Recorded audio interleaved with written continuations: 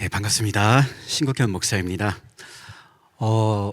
우리 조영길 번도사님이 너무 이제 소개를 잘 해주셔가지고 제가 몸둘 바를 모르겠습니다. 사실 이제 용기라면 용기인데 사실 저는 사람들이 그렇게 말씀을 해주시면은 제가 좀 멍청해서 그렇게 이제 그렇게 한다라고 대답을 해요. 왜냐면은 그런 부분들이 뭐 사실은 많은 공격들이 들어오지만 그 부분에 대해서 제가 이렇게 크게 신경이 쓰여지지는 않거든요. 그냥 우리가 보고 있는 성경 또 내가 가지고 있는 진리 그것을 향해서 나갈 때 다른 것이 크게 이제 신경이 쓰이지가 않았습니다. 우리 성도님들도 오늘 나누는 이제 이 강의가 어떤 뭐 대단한 강의는 아니지만 내가 가지고 있는 이 성경, 하나님이 우리에게 주신 성경이 얼마나 귀한 것이고 또 우리가 이 성경을 하나님의 말씀으로 온전히 받는 것이 얼마나 복된 일인지 이것을 우리가 함께 좀 나누는 시간이 되었으면 좋겠습니다. 오늘 주제는 아주 무겁진 않고 모든 성도님들이 볼 때에 이렇게 우리가 성경을 보는 것이 유익하거나 그리고 마땅하거나 이 정도를 이제 제안을 하고자 해요. 그래서 어떤 신학적인 깊이 있는 그러한 대화라기보다는 우리가 충분히 신앙생활 하면서 또 우리 목사님들은 목회를 하면서 이 부분 정도 우리가 염두에 두고 이러한 어떤 그 신학적인 공격이 들어올 때에 이 정도로 우리가 변증을 하면 되겠구나. 이 정도를 우리가 나누려고 합니다. 네, 그래서 오늘 이제 그 전체적인 주제는 비평에 대한 이제 적절한 관점이 어떤 우리가 스탠스에서 비평을 대하면 좋을 것인가 이 부분 이제 생각해보고 또 성경 비평이 이제 무엇이냐 이 부분에 대해서 저희들이 한번 그 정의 그리고 특징을 좀 나눠보고 또 성경 비평을 하는 분들과 우리가 어떤 부분이 좀 다를 수 있는가 그 다름에 대해서 좀 생각을 해보고 또 그런 점에서 우리가 성경 비평을 왜 받아들이기 어려운가 이 정도로 이제 나눠보도록 하겠습니다. 그래서 첫 번째는 이제 그 성경 비평의 적실성과 이제 위험성에 대해서 이야기를 하려고 해요. 그러니까 비평이 정말 나쁜 것이냐 이 부분 한번 생각해보고 또 성경 비평을 하는 분들이 이제 많이 계실 텐데 그분들을 저희들이 어떤 이제 태도로 대한 것이 마땅하냐 이 부분을 이제 좀 우리가 좀 나눠보고 또 지속적인 연구와 대화를 통해서 결국은 우리가 성경의 권위를 회복해보자 이 부분을 이야기해 보도록 하겠습니다. 먼저는 이제 성경 비평 자체가 나쁜 것이냐 이렇게 한번 생각을 해보려고 해요. 이제 계속해서 이제 많은 우리 목사님들 또 우리 교수님들 나오셔서 비평에 대해서 이제 잘 나눠주셨고 저도 이제 방송을 보면서 많이 이제 배웠습니다. 이렇게 했을 때 이제 비평에 대한 정의를 먼저 살펴보면 비평이란 예술, 작품, 사회현상 등 대상의 좋고 나쁨, 옳고 그름 아름다움 등을 비판적으로 분석하고 해석하여 가치를 평가하고 논하는 행위이다라는 거죠. 그러니까 이 비평이라는 것 자체를 우리가 나쁘다 이렇게 이제 말할 수는 없다는 거예요. 왜냐하면 이것이 좋으냐 그르냐 이것을 어떠한 증거를 우리가 이제 가지고 논리적인 근거를 가지고 이것을 한번 평가해 보자 이런 것이죠. 그냥 무조건 이것이 옳다. 이것이 무조건 나쁘다 이것이 아니라 그 대상에 대해서 과연 이것이 옳으냐 그르냐를 적절한 근거를 가지고 평가를 하는 것이 비평이다라는 거죠. 그런 점에서 이제 우리가 이제 비평이 필요하냐라고 할 때 필요한 부분이 분명히 있다. 어떤 부분에서 필요하냐라고 할 때 이제 본문 비평이죠. 이거는 일반적으로 저희들이 신학교에서도 이제 많이 배우는 부분이에요. 그러니까 우리가 지금 보고 있는 어떤 사본도 여러 사본 중에 한 부분을 이제 볼 텐데 그것이 다른 사본과 비교했을 때 어떤 부분이 다른가? 아주 기본적으로는 저희가 이제 영어 성경도 이제 여러 가지 버전이 있지 않습니까? 저도 이제 설교 준비를 할 때에 한 가지 버전만 가지고 보는 게 아니라 여러 가지 이제 비교하면서 이 단어는 조금 어떻게 번역이 될까? 이것에 대해서 영어를 보고 또 원어를 보고 이렇게 하면서 이것을 이제 계속해서 저희들이 가장 적절한 것을 지금의 어떤 그 설교 본문을 우리가 준비할 때 이것이 이제 정황과 그리고 이제 어떤 이 하나의 어떤 그 문장에서 어떤 단어가 적절한가 이것을 우리가 이제 비교해서 본다는 것입니다. 그런 면에서는 우리가 이제 계속해서 놓고 또 성경 자체도 우리가 보고 있는 성경도 분명히 어떤 사본화되는 과정 안에서 오류가 발생할 수 있기 때문에 그 부분을 가장 이제 원래 하나님께서 우리에게 주신 그 원뜻에 가깝게 계속해서 연구해서 이제 수정해 나가는 작업이 필요하다. 그런 면에서 이제 비평은 우리가 필요하다는 거죠. 또 하나는 이제 그 유기적인 영감, 하나님께서 이것을 어떤 기계적으로 주시거나 어떤 그 성경의 인간 저자에게 있어서 그 사람에게 받아쓰기를 하듯이 불러주지 않았기 때문에 저희도 그 성경 인간 저자가 과연 어떠한 사람이냐, 어떠한 배경을 가지고 있고 어떠한 그 문체를 가지고 있고 이런 부분들이 이제 각각의 연구가 필요하다는 거죠. 그러니까 이제 이 모든 것들을 하나님께서 감안하셔서 그로 하여금 오류가 없게 성경을 쓰게 하셨다. 그런 점에서 우리는 그 저자에 대한 연구, 또 그것이 기록될 당시에 문화에 대한 연구, 이런 여러 가지 배경적인 연구가 필요하다라는 거죠. 그런 면에서는 이제 우리 나름대로의 비평이 필요하다라는 거죠. 그러나 이제 조금 더 이제 구분되는 건 성경 고등 비평이 무엇이냐 이거죠. 고등 비평. 이렇게 했을 때 뭐 이것이 뭐 더 나아서 고등 비평은 아닌 건 아시죠? 이렇게 했을 때 이 텍스트를 편집하는 과정에서 당대의 역사적인, 문학적인, 학문적인 자료들을 참고하였다. 성경을 기술함에 있어서. 그렇기 때문에 그것을 먼저 성경이 무조건 맞다라고 보지 않고 그 당시에 어떤 그 자료들을 같이 연구해서 성경의 어떤 그 옳고 그름, 뭐 성경의 어떤 가치 이런 것을 한번 매겨보자, 이런 것들이 이제 성경 고등 비평이라는 거죠. 우리가 잘 아는 비평 안에는 뭐 문서 비평, 뭐 JDP 있고 뭐 확실한 자료 아니면 뭐 Q 자료 뭐 이런 거 이제 나오고 여러 가지 뭐 전승들이 있습니다. 그러니까 이런 여러 가지 자료들을 가지고 이 성경이 기록이 됐다, 참고가 됐다, 또 평가할 수 있다. 이렇게 이제 보는 것을 우리가 이제 고등 비평이라고 말하고 있는 거죠. 성경 이제 고등 비평은 무엇입니까? 이 성경이라는 것이 하나님의 계시로 기록된 것이 아니라 직접 하나님의 어떤 계시로 기록된 것이 아니라 각 사람의 어떤 그 인간적인 그런 토대 그리고 자료 이런 걸 가지고 이제 성경을 기록했다라고 이제 보는 거죠. 그러면 이제 성경의 영감을 인정하지 않기 때문에 전 성경의 영감을 인정하지 않기 때문에 그 성경 안에는 당연히 오류가 있을 수도 있고 인간적인 생각이 있을 수도 있고 하나님 뜻에 거스른 것도 있고 뭐 이런 것들을 이제 말한다는 거죠. 그런 점에서 이제 우리는 성경 고등 비평이 과연 우리가 이제 온전히 받아들일 수 있을 만한 비평이냐 이것을 한번 생각해 보게 된다는 것입니다. 그 다음에 보면 이제 그 성경 고등 비평의 이제 목적을 보면은 이제 그들은 성경의 형성 목적과 저자의 기록 의도를 밝힌다라는 이제 목적을 가지고 있어요. 또 성경을 기록할 당시에 역사적인 배경을 연구해보자.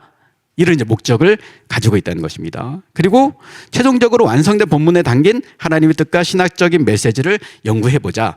이것을 고등 비평자들이 말한다는 것입니다. 그럼 그 의도를 볼 때 과연 이 의도가 나쁘냐라고 할 때 의도를 보면은 나쁘지 않은 것 같은데, 왜냐하면 이 성경을 그냥 우리가 무조건 받아들이자, 이것이 아니라 이것을 받아들일 만한가를 평가해보자라는 것이니까 과연 이것이 의도가 나쁘냐라고 할 때 의도는 아주 나쁘지 않은 것 같다라는 생각이 든다는 거죠.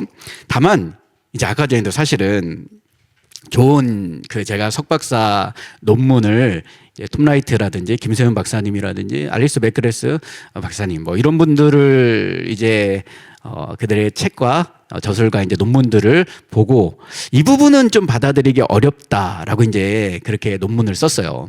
그러니까 전체적인 모든 그들의 저술이 결코 가치가 없다라고 말할 수는 없어요. 가치 있는 부분이 분명히 있고 또 어떤 복음주의 교회권 안에서 믿지 않는 무신론자들과의 어떤 논쟁 이런 부분들을 상당히 잘 해주셨어요. 그리고 당연히 뭐 신학적인 깊이라든지 이런 부분도 상당히 이제 깊습니다. 다만 이 부분에 있어서 받아들이기 어려운 부분이 있다. 근데 그 부분을 만일 받아들였시 성경에 꽤 많은 신학적인 요소들이 이제 왜곡이 되고 훼손이 될 수 있다. 이런 측면이죠. 그러니까 무조건 이것이 다 나쁜 건 아니고 그분들도 훌륭한 분인데 이 부분을 받아들이기 어렵다라는 거죠. 근데 안타까운 거는 그 정도의 역량을 가지시고 영향력을 가지신 분들이 어떤 좀 왜곡된 말을 할 때에 그 많은 사람들이 대부분의 주장들이 맞기 때문에 이 부분까지도 받아들이려고 하는 경향이 있다는 거죠. 그러니까 그런 부분들이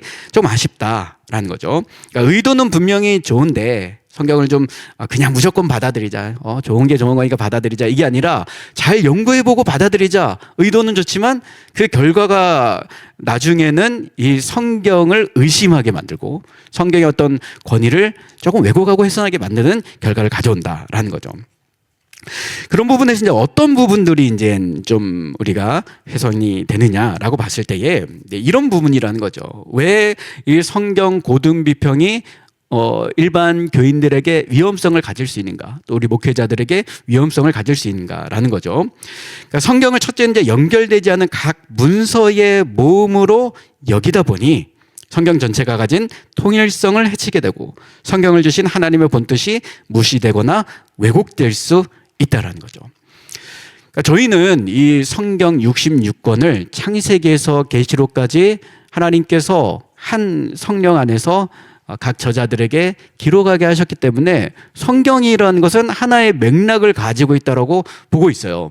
전혀 의심하지 않습니다. 그리고 실제적으로 우리가 창세기 본문을 읽고 또 계시록의 마지막 부분을 보면은 어쩜 그렇게 이 저자 사이에 많은 수많은 시간이 지나고 그리고 전혀 어떤 신학적인 맥락이 동일하지 않을 것 같은데 이것이 통일성을 갖는다는 것입니다. 그러니까 믿음의 눈으로 보면, 그렇지 않으면 또 막 아니라고 이제 그런데 믿음의 눈으로 보면 이제 창세기와 계시록 사이에 이 모든 내용이 어쩜 그렇게 하나님께서는 이 스미일관하게 이 성경을 기록하게 하셨는가 이렇게 이제 우리는 생각이 된다는 거죠. 그러나 이제 비평을 하다 보면은 그런 부분들이 철저히 무시가 된다는 거예요. 창세기와 계시록이 왜 연결성을 갖는가라는 것. 왜냐하면 창세기에 기록할 당시 참고했던 자료, 문화적 배경, 그 저자와 계시록을 기록한 자의 어떤 연도, 배경, 문화적 배경 뭐 이런 게 다 다른데 왜 이것을 연결 지으려고 하느냐 이렇게 이제 이야기를 한다는 거죠. 그럼 그 이유는 무엇이냐면은 성령의 영감으로 기록되느냐를 인정하느냐 그렇지 않느냐죠. 성령의 영감으로 기록된 것은 오류가 없다는 거예요. 왜냐하면 하나님께서 기록하신 그 책에 오류가 있을 수 없다. 이게 이제 우리가 주장하는 가장 중요한 거죠. 그러나 이것이 만약에 인간적인 관점에서 인간적인 지식, 경험, 그 정도 선에서 만약에 이것이 기록된다고 하면 당연히 성경은 오류가 있는 거죠.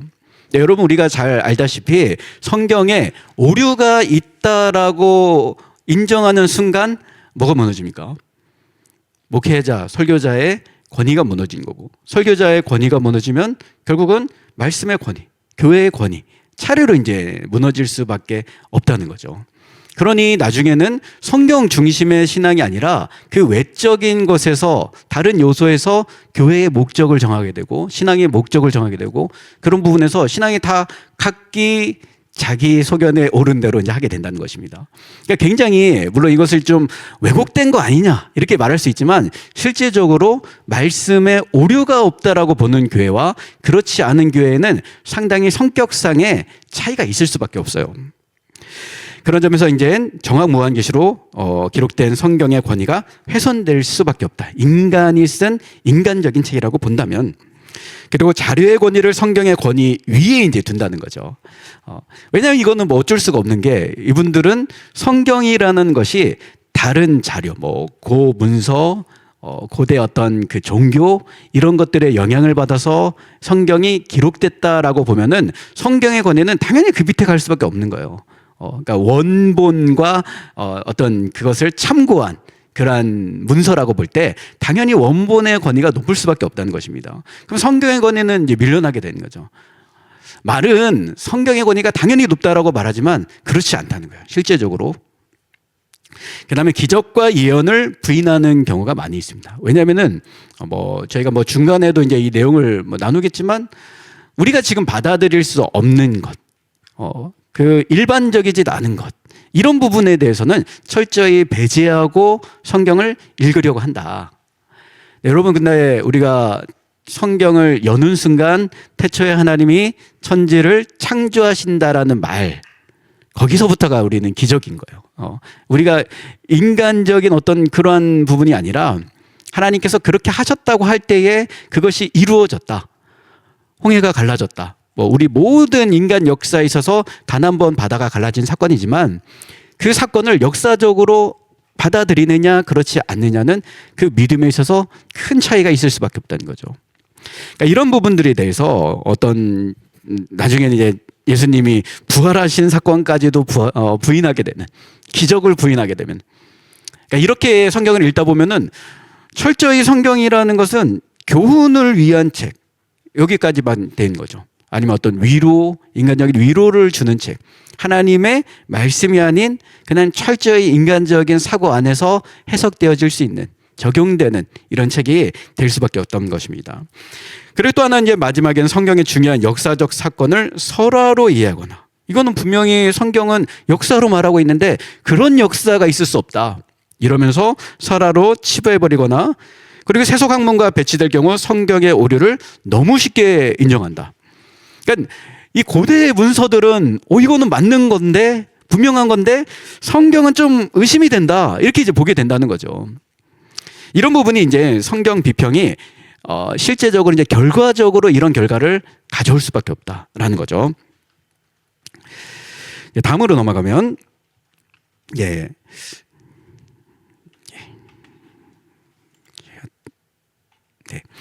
이제 이 사진을 이제 하나 보여드리는데, 아마 이제 이스라엘을 다녀오신 분들은 이 좁고 어두운 터널을 한번 지나 보셨을 거예요. 히스기야의 터널입니다.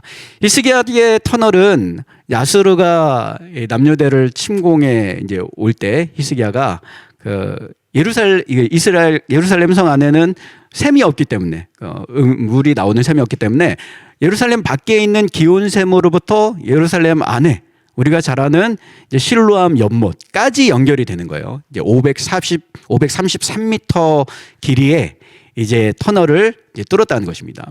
성경에는 이게 분명하게 나오는데, 이제 비평학자들 입장에서는 이게 이제 발견된 지가 생각보다, 언제 발견됐습니까? 생각보다 길지가 않습니다. 그러니까 이게 성경에는 있는데 우리가 상식적으로 생각할 때는 그 정도 터널을, 533m짜리 터널을 뚫는다고? 이렇게 하면서 의심하게 된 거죠. 또 하필 이게 발견이 안 된 거예요, 그때까지는. 그러니 이제 그 오랜 시간 동안 비평학자들은 히스기야의 터널은 그냥 어떤 그 극적인 상황을 만들기 위한, 어떤 스토리를 만들기 위한 그러한 지어낸 이야기일 것이다, 이렇게 이제 이야기한다는 거죠. 그러나 이게 실제적으로 발견이 되었어요. 발견이 되면서 이제 그 비문이 있는데, 요즘 AI가 또 잘 나오지 않았습니까? 그냥 뭘 갖다 내도, 옛 고문서를 막 갖다 넣어도 거기에 이제 다 해석이 나오고, 이건 이제 물론 이제 고고학자들이 이것을 해석해 놓은 건데, 이런 거죠. 파는 자들이 곡괭이를 들고 서로를 향해 파 나가고 있을 때, 그러니까 그 터널의 양쪽 끝에서부터 파기 시작했던 거예요. 양쪽 끝에서. 그리고 나서 그 중간에 그들이 만났다. 그래서 터널이 완성이 되었다라는 거예요. 이 터널의 완성은 그래서 우리는 이제 기적으로 이제 보는 것입니다. 이게 발견되기 전까지 비평학자들은 그것이 지어낸 이야기다 했는데 실제로 발견이 되었다는 거죠. 물론 이제 발견이 되었다고 해서 우리는 하나님의 은혜로 기적적으로 이것이 완성이 되었다라고 말하지만, 이제 비평학자들은 이거는 원래 있던 터널이야, 이게 원래 있던 수로였어, 이렇게 이제 주장을 하는 거죠. 그러니까 의심을 한다는 것입니다. 다음으로 이제 또 하나 보면은, 이건 이제 빌라도의 비문이라는 거예요. 이제 가이사랴에 가면은 이 빌라도의 비문, 이제 그거는 원본은 아니고 이제 사본이 있고, 원본은 이제 예루살렘 안에 이제 그 박물관에 이제 저장이 되어져 있고, 이 비문이 왜 중요하냐면은 역시나 이제 그 빌라도라는 사람에 대한 역사적인 증거가 없었다는 거예요. 발견된 게. 그러니 이제 그 예수님 시대 때에 빌라도를 통해서 예수님이 고난을 받았다라는 것 자체를 비평학자들은 인정하지 않으려고 했다는 것입니다. 그건 역시도 그 예수라는 인물을 극적으로 만들기 위해서 이 빌라도라는 가공된 인물을 이제 거기에 삽입을 한 것이다. 근데 나중에 빌라도의 비문이 발견됐다는 거예요. 그가 그때에 다스렸다는 것. 그러니 이제 역시 이제 빌라도 역시도 이제 비평주의자들이 그것을 거부했다가 나중에는 인정하게 된다는 거죠. 그 역사성을. 그러나 이제 그 역사성을 인정하지만 그때의 빌라도라는 사람이 있었다라는 것은 인정하지만 무엇입니까? 그 정도 인물은 아니었다. 예수를 그 정도로 하지 않았다. 역시 그렇게 이제 끝까지 의심을 한다는 거죠. 또 하나는 이제 요세푸스의 글인데 이건 역시 이제 AI로 분석했습니다. 요세푸스라는 인물은 우리에게 있어서 이제 중요한 이유가 뭐냐면은 기독교인이 아니었잖아요. 그는 유대인이었는데 당시에 예수님이 활동하던 그 시기, 그 바로 이후의 시기, 그것들에 대해서 기록을 한 사람입니다.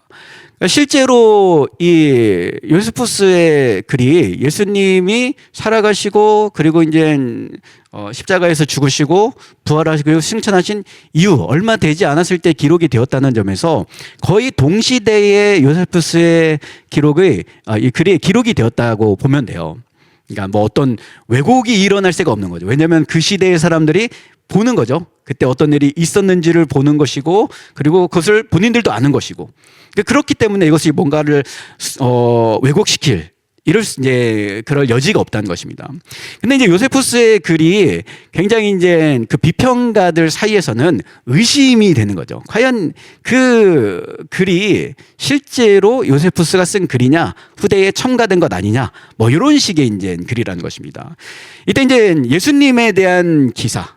이제 요세푸스가 예수님에 대해서 기록을 했을 때에 이것이 과연 사실이냐 이것에 대한 의심이 계속해서 되는 그때에 AI가 분석한 것은 요세푸스의 모든 자료들을 통틀어 볼 때에 예수에 대한 기록도 다 요세푸스의 글이 맞다 이거죠. 그러니까 뭐 그 당시에 어떤 죽음과 부활에 대한 내용들 요세푸스 안에 그리고 사람들이 그를 메시아라고 부르었던 모든 내용들 이런 내용을 이제 역사가가 기록을 한 것이 실제로 그가 기록한 것이 맞다 이렇게 된 거죠. 그러니까 말씀드리고 싶은 거는 이 성경 비평을 하시는 분들은 지금 성경에 있는 내용 안에서 이것이 과연 일어날 법한 일인가라고 할 때 의심이 되면은 이거는 없었던 일이다 추가된 거다. 이렇게 이제 이야기를 한다는 거죠. 그러나 이것이 하나하나 발견이 되어지고 있다. 그래서 성경의 실제성 그리고 역사성이 이제 증명이 된다라는 거죠. 그런 면에서 이제 우리가 이제 죄송합니다. 이거 한 장 넘겼어야 했는데 요게 이제 요세푸스의 글이었습니다. 네. 그리고 이제 성경 비평을 받아들이는 분들에 대한 이제 그 태도에 대한 문제예요. 이제 저는 이제 개인적으로 유신진화론에 관한 이제 그 사역을 하고 있고 또 우리 성수협을 비롯해서 많은 이제 우리 목사님들, 우리 교수님들이 또 그 외의 것들 어떤 낙태 문제라든지 동성애 문제라든지 이것들에 대해서 이제 계속해서 이제 그 논증 혹은 논쟁을 하고 계신데 실제적으로 완전히 반대된 성향에 있는 분들, 나와 완전히 다른 주장을 한다라고 하면은 조금 공격적으로 바뀝니다. 이제 센스가. 왜냐면은 그 학문과 학문 사이에 혹은 어떤 주장과 주장 사이에 대립이 필요할 때가 있어요. 그러나 이제 목회자 입장에서는 무엇을 또 봐야 되냐면 그 중간에 있는 성도님들, 유신진화론이 뭔지 모르고 비평이 뭔지 모르고 이런 분들에게 너 그 주장은 나쁜 거야. 그러니 너와 나는 적이야. 이런 이제 스탠스로 나가면은 나머지 사람들이 이것에 대해서 그러면은 당신도 나의 적이에요. 이렇게 되는 거죠. 그러니까 실제적인 어떤 주장과 주장을 펼침에 있어서는 조금 더 명확하지만 대부분의 이제 성도들, 이 학문적으로 좀 잘 세워져 있지 않은 분들에게는 좀 유연한 태도가 상당히 필요합니다. 그리고 또 하나는 이제 기독교인이 아니다. 그러니까 결국은 우리와 같은 신학적인 베이스 안에 있는 어떤 보수주의, 개혁주의 안에 있는 이 사람들만 결국에 천국에 갈 것이다라고 이런 관점으로 나가면은 이제 굉장히 이제 어려움이 오는 거죠. 우리의 어떤 신학이나 이런 것들이 완전히 어떤 고립되는 상황이 이루어지고. 그래서 이제 신학은 명확하되 그 사람들과의 충분한 대화가 필요하고 그 중간에 있는 사람들에게 계속해서 이 신학의 위험성을 말해주고, 그러니까 무언가 그렇지 않으면은 아예 이렇게 쳐내게 되니까 그 부분들까지 이제 포용이 되어져야 된다. 그리고 이해시켜야 된다. 이런 거죠. 특히 이제 그 성경 무오에 대해서 잘 이해하고 있어야 되는 거, 우리가. 무오가 뭐냐? 성경에 오류가 없음, 이것이 무엇이냐? 그리고 왜 오류가 없다라고 말하고 이 오류가 없음이 왜 중요한지를 분명하게 알고 있어야 돼요. 그래서 그것을 받아들이지 않는 그 상대편에게 이것들에 대해서 만일 성경에 오류가 있다고 하면은 이런 문제가 있지 않느냐를 말해줄 수 있어야 된다는 거죠, 우리가. 실제로 이제 굉장히 학적으로 뛰어나신 어떤 목사님과 이제 대화를 나눴어요. 그분은 약간 이제 저와는 관점이 다른 거예요. 그러니까 오류가 없고 그쪽은 이제 오류가 좀 있고. 그렇게 했을 때 결국 이제 대화를 할 때 서로가 서로를 설득시키기는 어렵잖아요. 다만 무엇에서 막히냐면은 그분이 나는 이 성경을 하나님의 오류가 없는 말씀으로 받고 그것을 믿고 그것으로 전한다 라고 할 때에 상대방은 할 말이 없는 거예요. 그러면은 나는 이 말씀이 오류가 있다라고 보고 인간의 말로 보고 이렇게 주장을 한다면은 이 말씀을 가지고 사람들에게 가서 복음을 전한다, 진리를 전한다, 어려움이 있다는 거죠. 그러니까 이 부분, 오류가 없다라는 것, 하나님의 영감으로 되었다는 이 분명한 사실을 우리가 흔들림 없이 갖고 있다면 나중에 어떤 논쟁에 있어서도 질 수가 없어요. 성경이라는 것이 하나님 말씀이라는 것을 분명히 믿는다라고 할 때. 성경의 비평의 최고의 약점은 성경의 무호성을 해치는 거죠. 오류가 있는 책이다. 이렇게 되는 거죠. 오류가 있는 책이다. 그러면은 나중에 이 오류가 있는 책을 가지고 우리가 세상에 나가서 복음을 전한다라고 할 때 과연 이게 합당하냐라는 거죠. 그러니까 세상 사람들이 받아들이기 좋게 하기 위해서 성경의 무호성을 그들은 인정하지 않는데, 만약에 성경이 그들은 그렇게 받아들이는데, 만약 우리가 그것을 가지고 날 때, 오류가 있는 성경을 가지고 날 때 세상은 더 인정하지 않는 거죠. 더. 네. 그래서 가장 중요한 것은 성경의 권위를 회복하는 것. 성경을 과연 하나님이 우리에게 주신 계시로 인정하느냐, 아니면은 그 누군가의 말처럼 이것이 단순히 하나님을 설명해 주기 위한 책이냐, 하나님이 주신 말씀이냐, 하나님을 설명하기 위한 책이냐, 이 두 사이에 권위의 차이가 상당히 난다는 것입니다. 성경의 권위는 성령의 영광과 무호성이 있죠. 뭐 다른 부분이 아니라 딱 그거입니다. 하나님의 말씀으로 받아들이고 이 말씀은 오류가 없다. 만약 이것이 무너지면 아까 말씀드린 대로 목회자의 권위, 교회의 권위, 전도의 타당성 다 모호해질 수밖에 없는 거예요. 우리 안에도 진리가 없는데, 우리 안에도 이 오류가 없는 말씀이 없는데 그것을 가지고 세상 가운데 나가서 세상을 설득시킨다? 말이 안 되는 거죠. 그리고 성경에 대한 불신은 자연스럽게 신앙에 대한 왜곡이 생기고 신앙을 이탈하기도 합니다. 조금 과하지만 제가 이제 아까 말씀드린 그 분과 대화를 하면서 저는 이렇게 말했어요. 만약 성경에 오류가 있다면 이게 하나님의 말씀 전부가 하나님의 말씀이 아니라면 나는 목사 안 한다고 했어요. 목사 안 한다. 나는 자신이 없다고. 이게 오류가 없는 하나님의 말씀이라는 확신이 있기 때문에 복음을 전하고 있는 거예요. 그다음에 말씀의 권위를 회복하고 말씀 해석에서 나타나는 여러 질문에 대한 답을 찾아야 돼요. 우리가. 그러니까 이런 사역들이, 우리 여기 계신 분들이 귀한 사역들 다 하고 계시는데 사실은 우리도 마음으로는 내 것만 공부하고 싶은 마음이죠. 내 것만. 예. 딱 내가 배우는 내 신학에 맞는 거 이것만 딱 공부하고 싶은데, 무언가 뭐 동성애라든지 또 뭐 유신진화론이라든지 이런 것들을 가지고 우리가 대적하려고 하면은 나와 상관없는 다른 거를 공부해야 된다는 거예요. 상당히 피곤한 작업입니다. 근데 이제 그것을 공부한 이유는 대부분의 사람들은 그거에 관심이 없거든요. 그러니까 그것을 그냥 그런가 보다 하지 그거의 위험성을 모르니까 그 일부의 문제의식을 갖는 분들이 그걸 가지고 연구하고 자기 시간 내서 공부하고 또 현장에 나가고 이렇다는 것입니다. 그러니까 이런 부분들이 상당히 소수의 사람들이 아니라 대부분이 문제의식을 가지고 이것에 대해서 이러한 것을 우리가 받아들여서는 안 된다라는 것들. 그리고 우리 지금 특별히 중요한 것은 비평에 대한 것. 하나님이 우리에게 주신 이 말씀의 권위, 이것을 우리가 굉장히 중요하게 스스로 여길 수 있어야 되고, 그것을 스스로 방어할 수 있어야 된다라는 거죠. 그래서 그림을 하나 이제 봤는데 이제 이런 거죠. 결국은 우리 비평을 연구하시는 분들과 대화를 하다 보면은 가장 먼저 나오는 거 중에 하나가 이제 고대 문서예요. 고대 문서에는 이런 게 있고 뭐가 있고 이렇게 있다. 어떤 역사에는 뭐가 있다. 어떤 철학에는 이런 게 있다. 과학에는 이런 게 있다. 성경 얘기를 안 하는 거죠, 사실. 성경의 내용보다는 그 배경의 것들을 이제 쭉 늘어놓고 이런 면에서 성경의 권위가 굉장히 축소되고 이렇게 된다는 거죠. 대화를 하다 보면. 저희는 뭐 없어요. 다 중요한데 뭐 다 자료로 쓸 수 있는데 성경이 중요하다는 거죠. 성경에 이렇게 나왔다.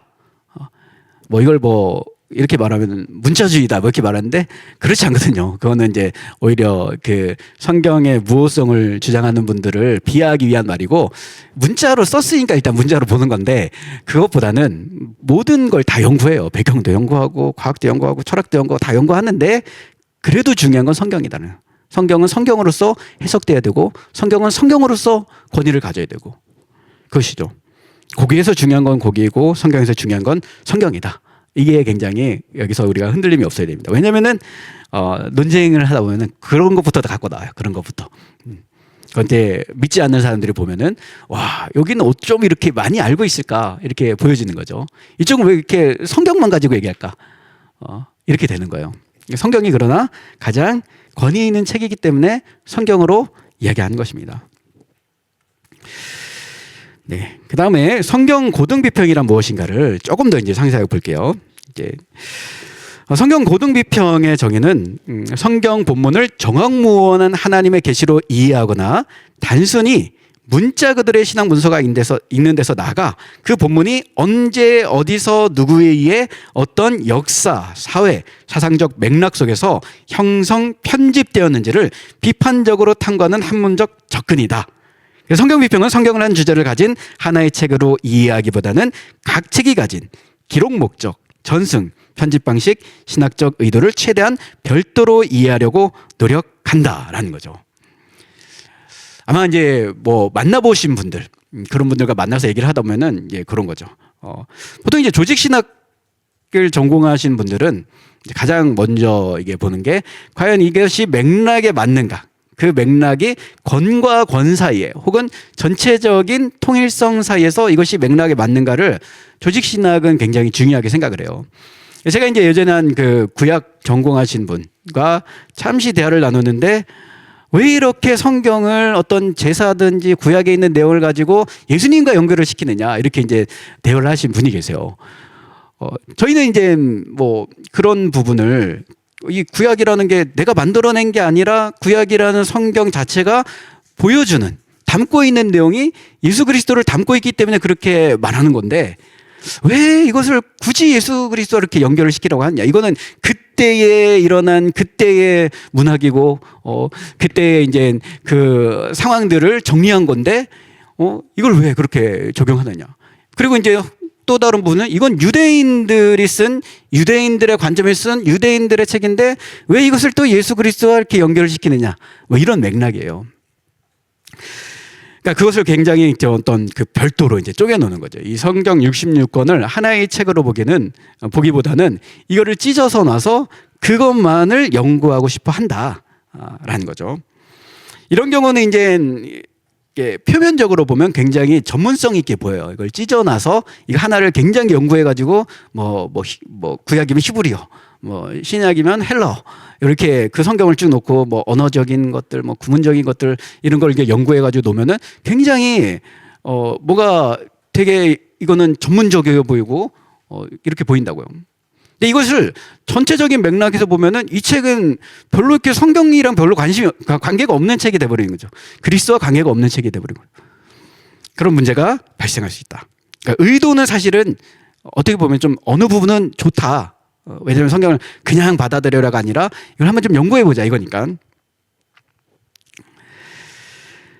근데 이제 그 분리된 각 권의 책을 통일된 하나의 책을 이제 말씀드린 것처럼 그렇게 이제 이해하느냐. 우리는 그 모든 66권이 하나의 맥락을 가지고 읽혀져야 돼요. 성경이라는 것이. 그렇게 기록이 되어져 있고. 만약 이제 연결되지 않은 각권의 책으로 볼 경우에는 성경 전체에 담겨져 있는 구속사적 사건 및 상징이 훼손될 수 있다. 예. 그러니까 이게 비평을 하는 경우에 반드시 드러나는 문제 중에 하나가 기독론의 문제가 일단 생긴다. 예수 그리스도를 분명히 우리는 구약적 관점, 신약적 관점 안에서 하나의 통일성을 가지고 우리가 이제 해석을 해야 되는데 그리스도를 배제하는 어떤 해석에 있어서 그리스도를 배제하는 그러니 어떤 기독론적인 문제가 생길 수밖에 없다는 것입니다. 근데 기독론적인 문제는 무엇과 또 연결이 되면 구원론적인 문제로 갈 수밖에 없는 거죠. 그러니까 분명히 성경은 사도 바울은 그러한 측면에서 어떤 예수 그리스도를 해석해내고 그리스도를 통해서 우리가 구원을 받는 그 방식을 서신을 통해서 이야기했는데 그것이 이제 무시가 된다는 거죠. 그러니까 내재적인 것들이 무시되고 표면적인 것들만 드러날 수밖에 없다. 그리고 이제 구약의 어떤 그 공부하시는 분들은 전문가들은 이런 것이에요. 비평가들은 제사와 절기, 성막과 성전, 아담과 이 사건과 그리스도를 연결하는 것을 역시 싫어합니다. 이게 굉장히 사실은 중요한 사건이에요. 근데 아담이라는 창세기 1장에서 3장 사이에 나오는 이 아담, 첫사람 아담, 그리고 그 아담과 하나님과의 언약, 이것이 결국은 신약 성경에 나오는 그 모든 구속사를 다 이야기하고 있는데, 그러니까 신약 성경 로마서 5장에서 아담과 그리스도를 직접적으로 연결하고 있는 그 내용이 결국 뭐 다른 아담 말하는 게 아니라 창세기에 나온 그 아담을 이야기하는 것인데, 그래서 그 아담은 역사적인 인물이어야 되고 그는 무죄한 자였다가 유죄한 자가 되어야 되고 하나님과 첫 언약을 맺은 사람이 되고 인간의 대표성이 가져야 되고, 이 모든 것들을 갖추고 있어야 로마서 5장이 성립하는데 앞에 있는 거를 무시해버리는 거죠. 그러니까 이런 부분이 분명히 어떤 문제가 생긴다는 것입니다. 그러니까 맥그레스 같은 경우는 사실 굉장히 존경받는 신학자이고 개인적으로도 좋아하지만 왜 이제 맥그레스의 신학을 비판했냐면은 창세기에 대한 해석은 본인이 이제 분자 생물학자이기 때문에 진화론적으로 분명히 그러니까 우리 어떤 전통적인 관점을 벗어나서 아담과 창조론에 대한 그런 부분들을 이야기했다는 거예요. 그러나 신약의 부분에 이제 주석에 들어가서는 이것이 분명히 아담과 그리스도와의 연결성이 굉장히 아담을 역사적인 아담으로 봐야 되고 언약의 대표성을 가진 자로 봐야 되는데 그게 약간 이제 앞뒤를 맞추기가 어렵다는 거예요. 진화된 아담과. 그런 이제 뒷부분은 전통적인 관점에서 아담을 해석했어요. 루터라든지 칼빈의 해석을 받아들이는데 앞에는 이제 진화론적인 이런 측면에서 아담을 받아들이는 거예요. 여기에서 너무 전문가이기 때문에 이게 오류가 너무 명확하게 드러난다. 그런 측면. 분명히 연결되어져 있는 것을 끊어버리려고 하면은 나중에 오류가 생길 수밖에 없다는 거예요. 그런 부분들을 이제 간과해 버릴 수밖에 없다라는 거죠. 근데 이게 우리에게서는 굉장히 중요한, 우리의 구원론을 말함에 있어서는 굉장히 중요한.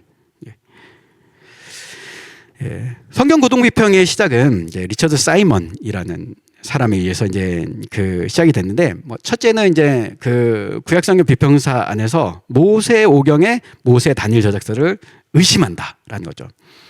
근데 이게 사실은 이제 어떤 부분이냐면은 결국 이제 모세오경 안에서 중요한 거는 그 신구약 성경에서도 중요하지만 오늘날 우리가 어떤 그 창조에 대한 부분들, 그 우주의 시작과 인간의 시작과 그리고 어떤 그 하나님의 백성, 하나님의 언약, 이 모든 시작이 오경 안에 다 들어가 있다는 거예요. 그러면 그 시작이라는 것이 굉장히 중요한데 그것을 깨트리는 거죠. 그러면은 모세 오경만 무너지는 것이 아니라 그 나머지 성경 해석이 굉장히 그 중구난방으로 될 수밖에 없다라는 거예요. 그러니까 이게 결국은 이제 오경에 있는 내용을 하나님의 계시로 인정하느냐가 굉장히 중요해요. 그 신학적인 관점에서는. 이런 이제 의심을 가지고 이제 시작되었다. 물론 뭐 당시 어떤 교계의 종교개혁 이후에 일어났던 그 교회가 찢어지는 이러한 상황들 속에서 그리고 이제 좀 자유롭게 그 너무 이제 그 종속되어져 있는 그 해석에 있어서 이런 부분을 이제 깨고자 이제 이런 주장을 했겠죠. 그러나 문제는 그러한 시도가 결국은 이 성경의 권위에 대한 부분들을 상당히 훼손시키고 말았다라는 거죠. 그것에 대해서 이제 개혁주의자들이 이제 반박을 하게 되는데, 결국 이제 개혁주의자들이라는 것은 성경의 무호성을 인정하는 자들이죠. 하나님께서 이 모든 성경을 계시하셨기 때문에 성경에는 오류가 없다라고 받아들이는 이러한 부류 중에서 이제 프랜시스 튜레틴, 굉장히 이제 대표적인데, 결국 이제 그 사이먼의 비평적인 방식이 성경의 확실성을 무너뜨린다. 성경에는 하나님께서 모세에게 계시를 주셔서 모세가 그 계시를 사람들에게 전하거나 아니면은 그것을 기록한 것들을 이야기하고 있는데, 이것을 이제 믿지 않기 시작한 거죠. 그러면은 어떻게 되면은 이 사이먼의 주장은 모세 오경이라는 것이 모세가 그 당대에 기록한, 하나님께 계시를 받아서 기록한 책이 아니라 후대에 점점 더 있던 그 나중에 있는 후대에 있는 사람들이 첨가해서 오경이 기록이 됐다. 그러면서 몇 가지 근거가 있겠죠. 모세의 어떤 죽음이 여기서 왜 나오냐라든지, 후대에 사용되어야 될 그러한 어떤 그 문체가 왜 앞에서 땡겨서 사용이 됐냐, 뭐 이런 주장이에요. 저희가 잘 아시다시피. 그러나 이제 그러한 주장이 근거가 당연히 우리한테는 있는 거죠. 왜 그렇게 기록이 되었느냐, 혹은 어떤 모세가 직접 기록하지 않고 대필이 있을 수 있어요. 모세의 어떤 그 말을, 바울 서신을 그렇게 기록했듯이 뭐 이런 여러 가지 어떤 그 종합적인 근거. 그러니까 이게 어떤 관점이면은 비평가들은 의심이 된다라고 하면 성경을 의심하는 거죠. 우리는 무엇이냐면 성경 안에서 때로는 이 해석이 좀 모호하거나 좀 어려운 부분들을 성경이 진리라고 생각하는 가운데, 오류가 없다라고 생각하는 가운데 이러한 문제가 왜 발생했느냐, 이걸 연구하는 거죠. 그러니까 진리로 보느냐 그렇지 않느냐는 또 다른 거예요. 그 다음에 헤르만 바빙크도 이제 사이먼의 신앙에 대해서 그는 성경을 신앙 문서가 아닌 역사적 산물로 환원하려고 한다라는 거죠. 결국은 이 성경의 절대적인 가치를 굉장히 상대화 시켜버린다는 거예요. 아니면 좀 저속하게 성경은 그냥 다른 문서에 대한 종합적인 어떤 종합하여서 또 참고하여서 만든 책이다. 이 정도 권위로 이제 성경을 내린다는 거죠. 그러나 이제 가로에 나와 있는 것처럼 성경의 내부적인 증언들, 그러니까 그 성경 자체가 가지고 있는 증언들, 또 하나님께서 모세에게 말씀하셨다라는 그 증언들, 성경이 가지고 있는 증언들, 그리고 유대의 전통에서 모세 오경을 모세가 기록하지 않았다고 본 거는 거의 없죠. 그냥 모세가 기록한 거죠. 그러니까 실제로 유대인들이 가지고 있는 이 구약 오경에 대한 권위를 모세에게 두고 있다라는 것, 그리고 기록적인 관행들, 당시 어떤 식으로 이제 기록됐냐, 이런 이제 관행들이 이제 모세의 저자서를 지지하고 있다라는 것입니다. 그러니까 아닌 쪽에서 주장하는 것이 무조건 맞는 게 아니라, 이것에 대해서 모세 오경이 모세의 기록일 수밖에 없는, 모세가 기록한 것일 수밖에 없는 그러한 주장들을 우리가 알고 있어야 되는 거예요. 그렇게 했을 때 이런 주장이 오면은 우리가 그것에 대해서 쳐낼 수 있는 거죠. 그러니까 최대한 우리는 어떤 성경의 무어에 대한 정보들을 많이 갖고 있어야 되는 거예요. 그런 의미에서 이번 강론회를 저도 이제 집에서 유튜브를 보면서 목사님들, 교수님들 하시는 그러한 내용들을 보면서 상당히 도움을 많이 받았습니다. 상당히. 네. 그러니까 이것만 좀 저희들이 다 종합해서 보고 있어도 성경 무어에 대한 반대 주장을 충분히 변증해낼 수 있어요. 여기에 있는 그 영상만 보더라도. 그리고 이제 비평이 성경에 군림하는 규범이 되는 순간 계시는 더 이상 하나님의 자기 증언이 될 수 없다, 이거죠. 그러니까 왜 이렇게 우리가 이 목숨을 걸고 성경 무어에 대해서 이거는 절대 안 된다라고 말하고 있느냐, 결국 이거예요. 성경이 진리가 되기 위해서는 무어해야 되는 거예요. 하나님 말씀이 되어야 되는 거죠. 그렇지 않으면은 아까 말씀드린 대로 저부터가 이제 엎어서요. 이게 오류가 있는 책이라고? 그럼 나 더 이상 이거 보고 싶지 않아. 성경 보고 싶지 않은 거죠. 그 다음에 당시에 이제 비평이 왜 이렇게 오게 되냐 할 때 인본주의와 이제 계몽주의의 영향이 있다. 라파레 아우데, 감히 알라. 죠. 이제 계몽주의의 어떤 슬로건이었죠. 감히 알라. 네. 그러니까 당시의 사람들은 감히 알 생각을 못하고 이건 하나님의 말씀이 하면은 사람들이 그것에 대해서 토를 달지 못했는데, 그들은 아니야 이렇게 하는 거죠. 잘 봐라. 이게 하나님의 말씀이 아닌 부분도 있다. 이렇게 이제 주장하는 거죠. 그러면서 성경보다 이제 더 권위 있는 것들이 무엇이 있을까라고 할 때에 인문학과 과학과 문학을 가지고 온다라는 거. 가지고 온다. 가지고 가서 이게 더 권위 있다. 이렇게 이제 보는 거예요. 예. 그럼 성경이 성경을 증거한다라는 모순. 예.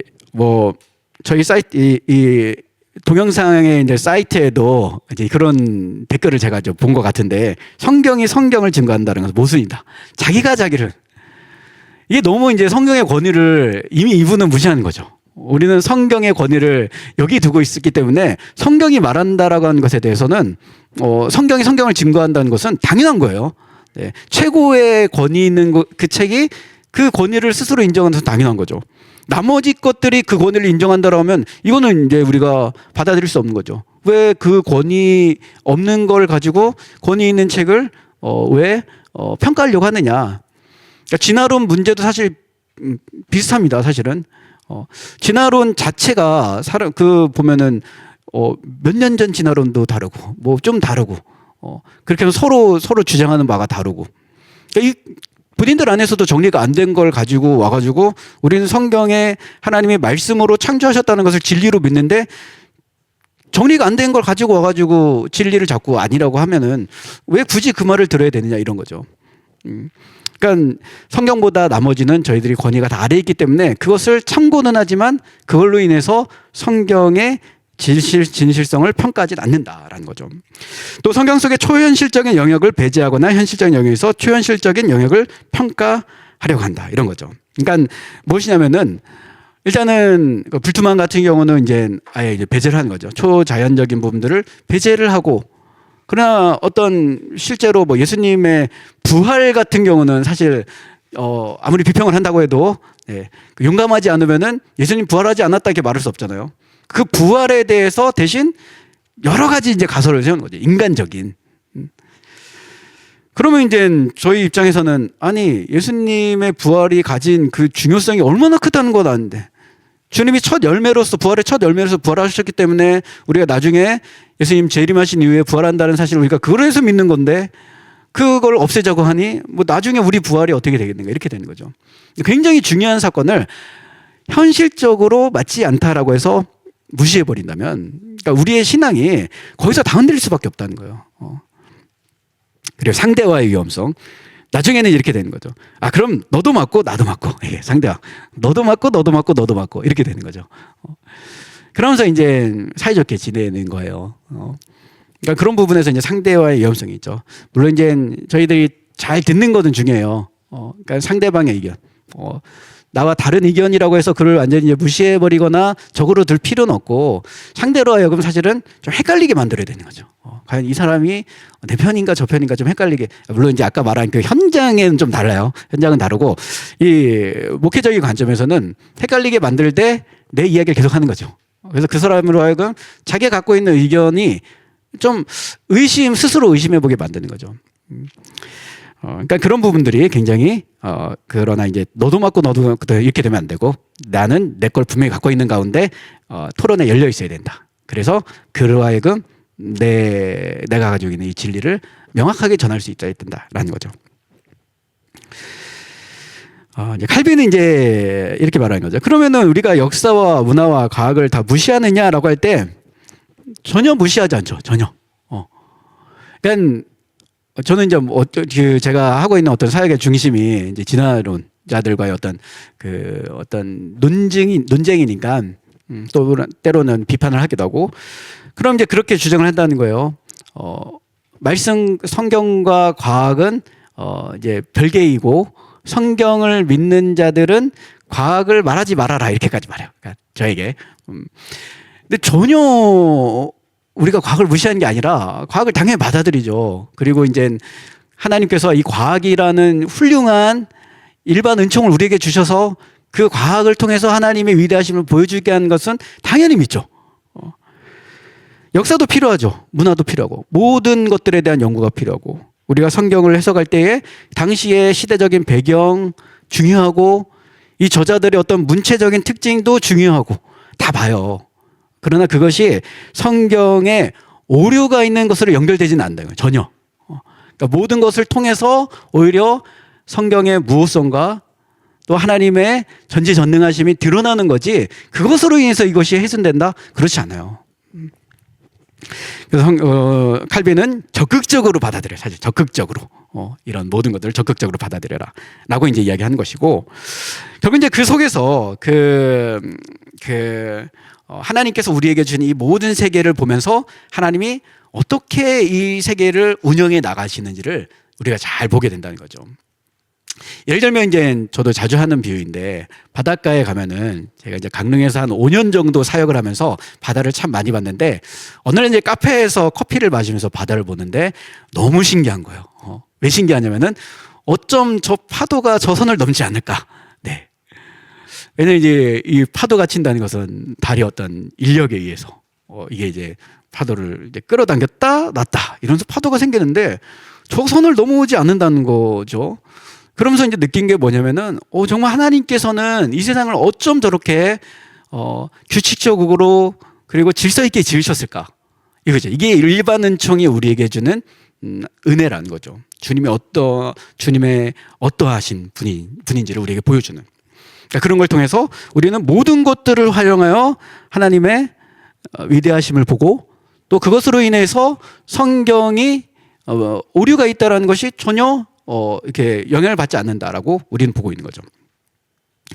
그런 이제 비평학자들은 그 하나하나에 안에서 뭔가 성경이 오류가 있다라는 것을, 성경을 배제시키려고 하는 그러한 노력을 하고 있다는 것입니다. 전혀 이제 우리가 뭐 역사나 문화, 과학 그리고 성경 해석에 있어서 그런 것들 필요 없다라고 전혀 말하지 않아요. 전혀. 예, 다음 이제 어떤 부분에서 이제 해석적 다름이 발생하는가라는 거죠. 하나는 이제 뭐냐면은 이제 계시라는 개념이에요. 저는 이제 처음에 이제 이분들이 계시라는 개념이 없는 줄 알았어요. 왜냐면 이 계시라는 것은 하나님께서 우리에게 이게 말씀해 주시든지 보여주시든지 직접적으로 주님의 뜻을 전달하신 거잖아요. 이 계시잖아요. 그래서 주님을 알게 하신 것이 계시라서 계시라는 말을 사용 안 한 줄 알았는데, 그분들의 책을 읽다 보니까 계시라는 말을 사용을 하는 거예요. 비평학자들이. 신기하다. 그럼 이제 어떤 의미에서 이제 계시를 말할까라고 봤을 때, 이 계시라는 개념이 하나님께서 그 각 저자들에게 주님의 뜻을 직접적으로 전달하신 것을 계시라는 의미로 사용하는 것이 아니라 하나님의 뜻을 알게 해준다, 하나님을 알게 해준다 라는 측면에서 계시라는 말을 사용을 하고 있는 거죠. 그러니까 똑같은 용어를 쓰는 것 같아서 헷갈릴 수 있지만 전혀 다른 의미예요. 예. 그럼 만일 저희 집에도 그 여러 그 위인전 중에 예수 그리스도라는 책이 있어요. 그냥 다 그 우리 일반 역사에 나오는 그러한 인물들의 이름이 쭉 나오면서 거기에 그래도 그들이 양심이 있는지 예수 그리스도 이렇게 써놨더라고요. 그래서 예수 그리스도라는 책을 보면은 거기 다 나와요. 예수님이 어떻게 무슨 일을 하시고 죽었다가 살아났다 여기까지요. 십자가에 달리고. 그러면은 이제 우리가 그것을 보면서 이 책은 되게 권위 있는 책이야, 계시야 이렇게 말할 수 있나요? 그게 아니라는 거죠. 그거는 예수라는 그 인물을 일반인들이 알게끔 쓴 책이지 그 책이 계시는 아니죠. 그런 식으로 우리가 계시를 거기에서 접근하면 안 된다는 거죠. 이 우리가 가지고 있는 이 성경의 그 말씀, 그 하나의 말과 글, 그리고 그 흐름 안에서 하나님께서 오류가 없이 그리고 통일성을 가지고 글을 쓸 수 있게끔 그 저자들에게 영감을 주셔서 쓴 책이 성경이라는 거예요. 그러니까 이런 측면에서의 그 계시는 조금 다르다. 우리가 쓰는 그런 계시랑은. 그런 이제 그 어떤 그런 말을 쓰면서도 고대 역사와 문학과 법을 참고하였다. 특히 이제 어떤 그 오경 모세의 어떤 그런 어떤 글 이런 걸 볼 때 그러니 이제 인간이 썼으니까 오류도 있을 수 있다라고 이제 말하는 거죠. 그래서 이제 그 존 얼튼이라는 이제 학자를 이제 다음 주에는 저희가 이제 우리 이 부분을 조금 이제 세밀하게 다룰 텐데, 성경은 완전히 신성하면서도 완전히 인간적이다 이렇게 이제 이야기를 한다는 거예요. 그러니까 굉장히 어떻게 보면은 중립적인 입장에서 쓴 것 같지만 그렇지 않다는 거죠. 네. 그러니까 이것의 권위가 우리는 그 성경이 가지고 있는 권위 자체적인 권위를 인정하지만 그렇지 않다는 거예요. 그냥 하나님에 대해서 말해준 책, 하나님을 알려주는 책 정도로 성경의 가치를 조금 내렸다라는 거죠. 그 다음에 성경을 통한 세상과의 소통 개념의 다름에 대해서 이야기를 하고 있어. 그러니까 성경에는 일반인들이 받아들이기 어려운 부분이 분명히 있어요. 그러니까 그것으로 인하여서 결국은 교회가 세상과 갈등을 일으키게 되는 거고, 또 더 나아가서 때로는 그 문제, 세상이 받아들이기 어려운 이 성경이 가지고 있는 진리를 주장할 때에 핍박을 당하게 되는 거고, 그러니까 그런 부분이 분명히 있을 수밖에 없다는 거죠. 그러니까 세상이 받아들일 수 없는. 네. 예수님께서 마태복음 10장에서 하신 말씀이 무엇입니까? 니네는 그냥 그 신앙을 가지고 나아가도 미움을 받아요. 미움을 받는 이유가 뭐냐면은 세상과 똑같은 주장을 하면은 미움받을 이유가 없죠. 그러나 다른 주장을 한다는 거예요. 근데 그 주장이 뭐냐면은 예수 그리스도에 대한 주장. 그리스도께서 오직 예수 그리스도를 통해서만 우리가 구원을 받는다라는 이 주장. 이것을 할 때 세상은 우리를 미워한다라는 거예요. 그러니까 이게 우리가 이 복음을 가지고 나올 때 내가 이 내용을 전하면은 세상 사람들이 받아들이지 않는다. 그래서 이 부분을 좀 유연하게 좀 고쳐야겠다라고 해서 진리까지 깎으면 안 되는 거예요. 깎는 건 중요한데 진리까지. 그래서 이제 예를 들면 동성애 부분이라든지 오직 예수 그리스도를 통한 구원이라든지 또 지옥에 대한 내용이라든지, 사실은 이 부분은 목회자들도 설교를 하면서 좀 어떤 부분은 피하고 싶은 부분이죠. 그러나 이것이 내가 피하고 싶다고 해서 없어지는 게 아니에요. 그냥 성경은 그걸 말하고 있으니까. 성경이 무엇을 말하고 있느냐, 이것이 결국은 진리인데 이걸 가지고 나가야 되는 거죠. 성경 비평자들은 세상과의 소통을 굉장히 이제 중요하게 여기면서 이렇게까지 이제 나가는 거죠. 만인 구원론 그리고 유신 진화론. 예. 결국 이제 유신 진화론도 뭐 세상 사람들이 진화론을 안 믿는다고 하면, 교회가 진화론을 안 믿는다고 하면 누가 교회에 와서 이걸 듣겠냐, 이렇게 고립되어 있는 단체에 이렇게 말하지만, 그럼 반대로 말했을 때 교회에서 우리 교회는 진화론을 받아들여 부흥할까요? 아니라는 거예요. 네. 그거는 굉장히 어떤 이빨린 거짓말이죠. 진화론을 받아들이면 부흥하고 진화론을 안 받아들이면 교회 사람들이 떠나고, 한 명도 안 떠났어요. 이것 때문에 떠난 사람 한 명도 없었어요.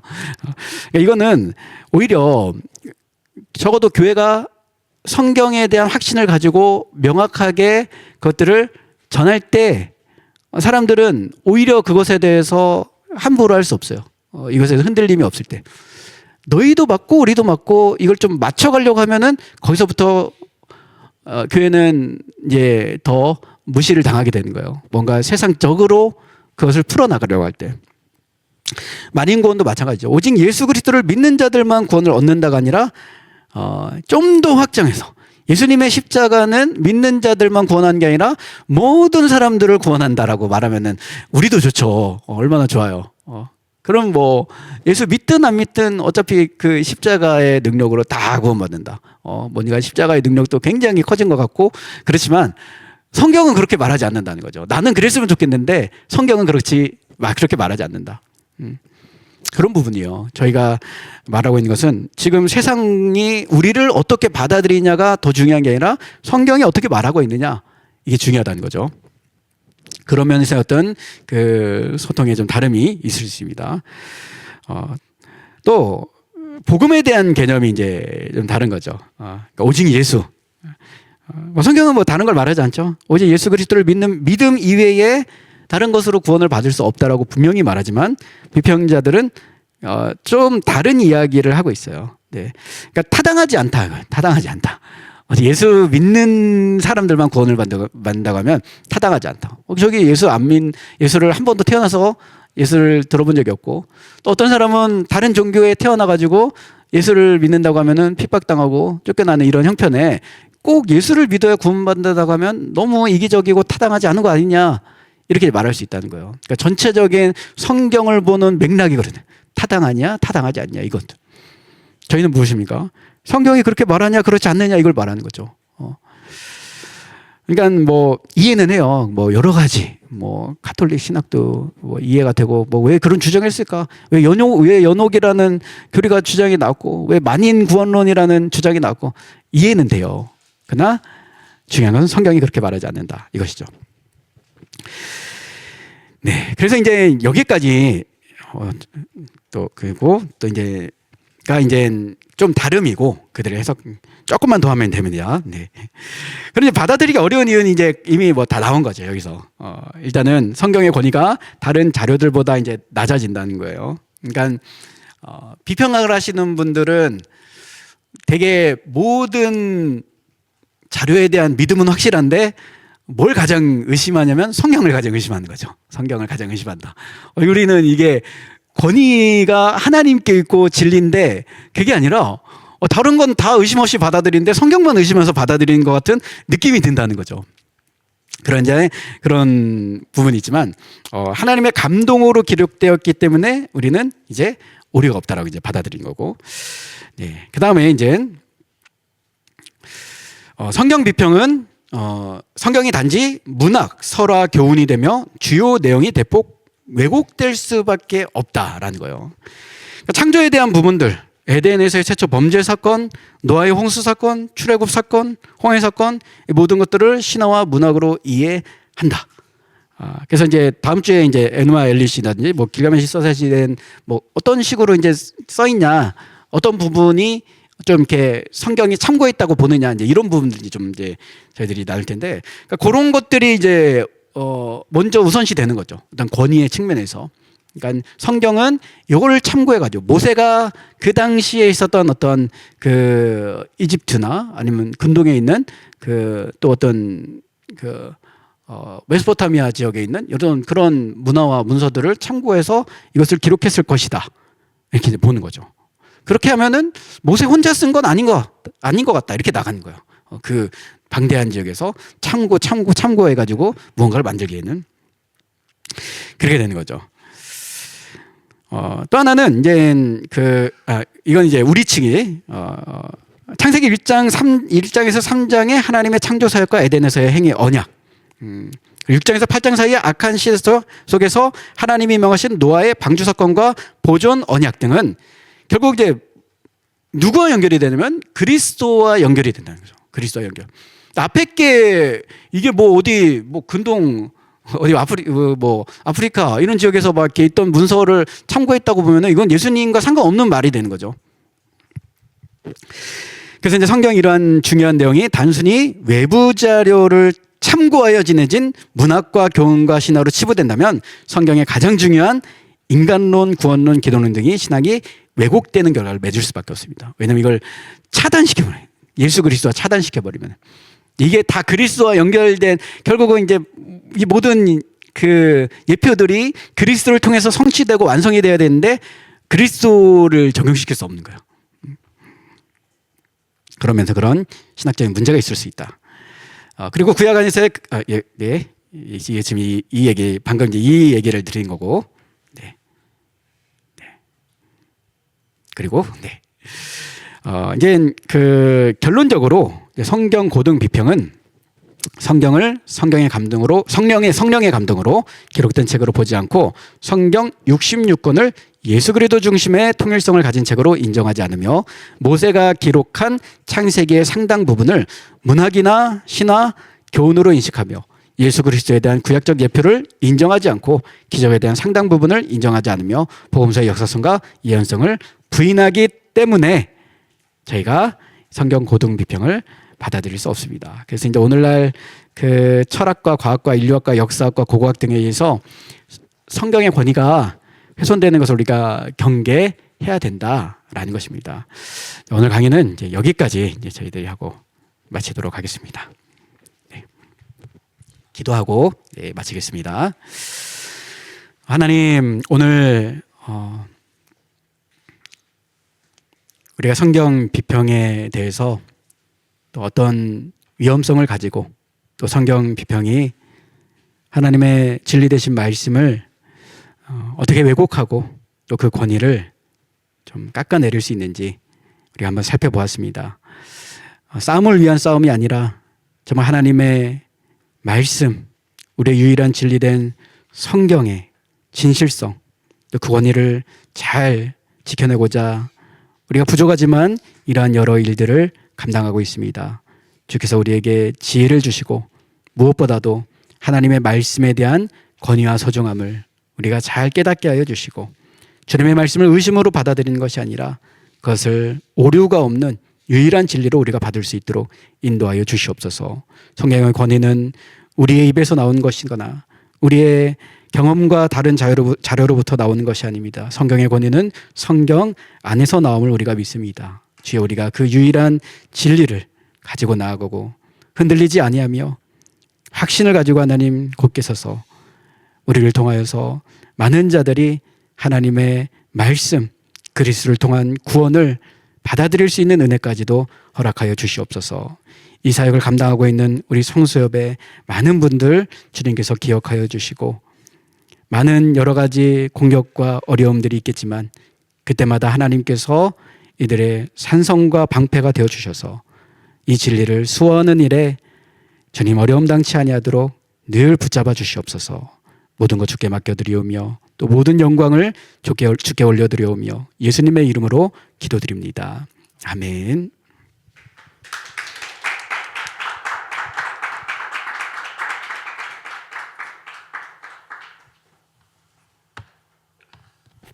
네, 우리 신국현 목사님 그 강의 정말 이렇게 잘 들었습니다. 보통 목사님의 강의보다는 우리 성경의 신적 권위를 잘 가르치는 우리 신학 교수님의 강의를 듣고 있는 그런 느낌이었습니다.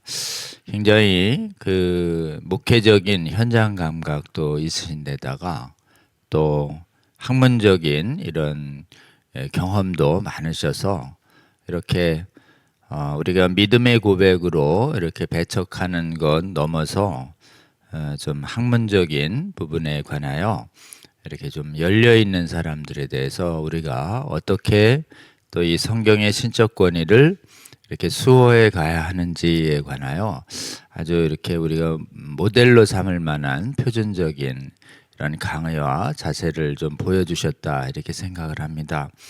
여러분, 우리 강의 좀 다시 한번 잘 들어주시고요.